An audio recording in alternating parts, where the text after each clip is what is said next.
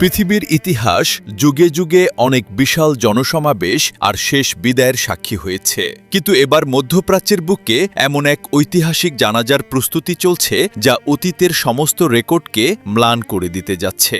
মৃত্যুর প্রায় 4 মাস পর ইরানের প্রয়াত সর্বোচ্চ ধর্মীয় নেতা আয়াতুল্লাহ আলী খামেনির জন্য যে শেষ বিদায়ের আয়োজন করা হয়েছে তা কেবল একটি জানাজা নয়, বরং এটি হতে যাচ্ছে বিশ্বের ইতিহাসের সর্ববৃহৎ এক শোক মিছিল।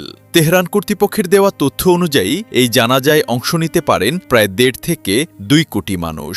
একবার চোখ বন্ধ করে ভাবুন তো, 2 কোটি মানুষের একটি শোকের জনসমুদ্র দেখতে কেমন হতে পারে।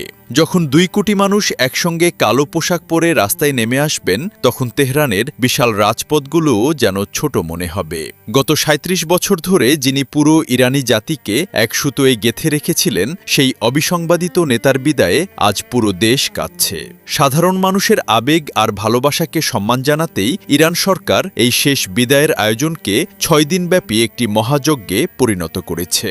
এদিকে শনিবার তেহরানের গ্র্যান্ড মুসাল্লায় খামেনির মরদেহ সর্বসাধারণের শ্রদ্ধা নিবেদনের জন্য রাখা হবে, আর এই শ্রদ্ধা নিবেদন চলবে টানা সোমবার পর্যন্ত। এই দীর্ঘ সময়ে তেহরানের রাজপথ পরিণত হবে এক বিশাল শোকের সাগরে। 4 মাস আগে যখন এক ভয়ঙ্কর হামলায় তিনি নিহত হন, তখন থেকেই ইরানি জনগণের মনে যে গভীর ক্ষত তৈরি হয়েছিল, এই বিশাল জানাজার মাধ্যমেই যেন সেই আবেগের চূড়ান্ত বিস্ফোরণ ঘটতে যাচ্ছে।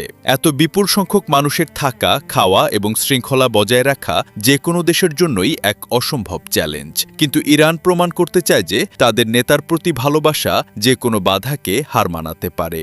2 কোটি মানুষের এই জানাজা কেবল একজন নেতার বিদায় নয়, এটি পুরো বিশ্বের সামনে ইরানি জাতির একতা এবং শক্তির এক অভূতপূর্ব প্রদর্শন। পৃথিবীর ইতিহাসে এত বড় জনসমুদ্র আর কোনো মানুষের শেষ বিদায় দেখা যায়নি, আর হয়তো ভবিষ্যতেও কখনো দেখা যাবে না।